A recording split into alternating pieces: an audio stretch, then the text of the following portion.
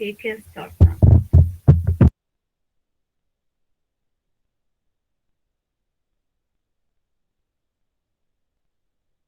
Okay, محمد, صادق, it's your turn. Yes, I'm here. Okay, click to the next page.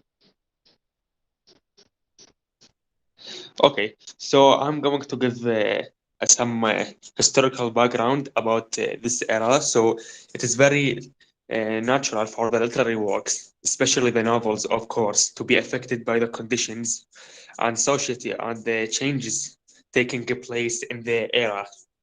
And however, the Victorian era had its own style and distinctive events that affected writers. And this influence resulted in the emergence of the best writings that tried to transfer community issues away from stereotypical ideas. Because of course, when we talk about the literary works, it is very familiar to talk about the beautiful nature and the fantastic lakes, but not to talk about this dark image about the society. So, okay, but the writers in this era couldn't escape, not escape to talk about the material reality and to turn to the stage of the beautiful nature as they used to do all the time. And perhaps this is due to the fact that the writers at that time were fascinated by the scientific progress and the achievements of the Industrial Revolution.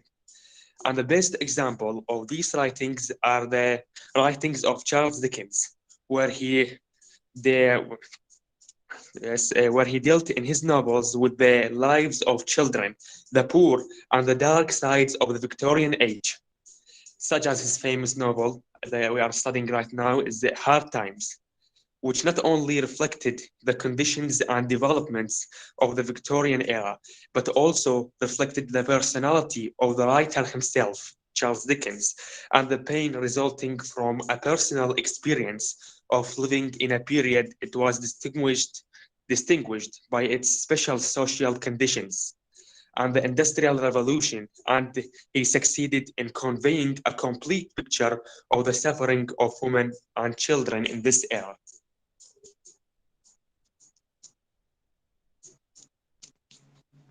Since my colleague talks about the general life of the Victorian, the historical, give us a historical background about the Victorian era, I'm now going to talk in a historical background, but about the women. The women in that reign didn't have a lot of rights, especially in voting, sewing, or to have ownership. Mainly the middle class women, which sees that the most suitable thing for them is to be a housewife, to clean the house and make food, basically the stereotype stuff. And their rights used to be limited, and it gets even more limited when they get married. So whenever they achieved or own, it would go to their husbands. And even her, she became one of her husband's property. And in our novel, there is an example for that. The character Louisa, who is the daughter of Mr. Gradingrind. She is as her father. She believes in facts, and she somehow represents women in the Victorian age. She was controlled by her father mentally. She was only, or I'm sorry, he was only allowing her to use fact and never uses their imagination, or never used, or not only her, the rest of her family were not allowed to use their imaginations or emotion. She's even going to marry Mr. Bounderby, who is her father's friend, and she's going to marry her. She is going to marry him, even when she doesn't have any feelings, and he is 30 years older than her. Thank you, Noor. Now I'll talk about Mr. Gradgrind and what does he think thinks about women and about Sissy's whole case. He is a typical man of his time, especially when it comes to women's rights, and he likes boys more than girls. He is a man of facts who is super strict when it comes to facts during his life. Mr. Gradgrind adopts rational philosophy, self-interest, and a cold hard fact. He describes himself as an eminently practical man, and he tries to raise his children to be equally practical by forbidding the developments of their imaginations and emotions. But in chapter 5 and 6, anyone can notice how some things in his personality has been changed. For example, when he criticized Sissy at the start when he tries to make her stop coming to the school in the earlier chapters. But now Mr. Gradgrind decided to take Sissy into his home and adopts her to raise her according to his philosophy of facts.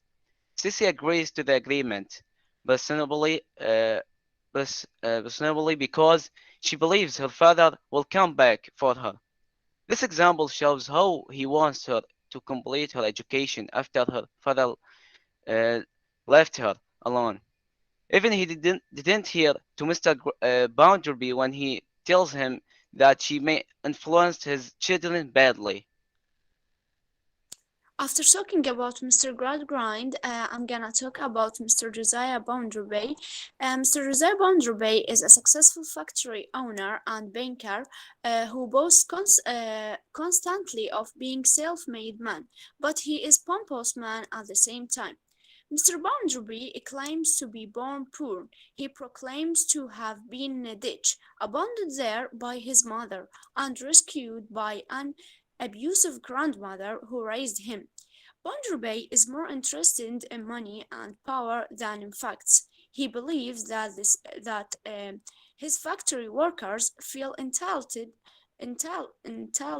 to what he calls luxuries, but they are necessities of life, of course. He is also a good friend with Mr. Gradgrind and lives with an elderly widow named Mr. Sparsit until he marries Louisa Gradgrind, whom he has had his eye on since she was little. He's selfish and blustering. He doesn't make Louisa happy, driving her to be emotionally vulnerable to James Herthos's advances. Okay, so I'll be talking here about Sinner Jube. Sinner Jube is actually the father of Sissy, who works as a performer in Mr. Surrey's circus. He abandoned his daughter out of shame later because of his poorness, as he cannot perform in the circus anymore according to his sickness. So he actually cannot make any money in order to give her a good life and also a good education, as he hoped to. So in this, he left her for Mr. Gradgrind's in order to get a good education. But she will end up later taking care of his daughter Louisa and his wife. So his character is kind of controversial in the terms of evaluation and analyzing, especially when it comes to the main question if he's really a good father or not.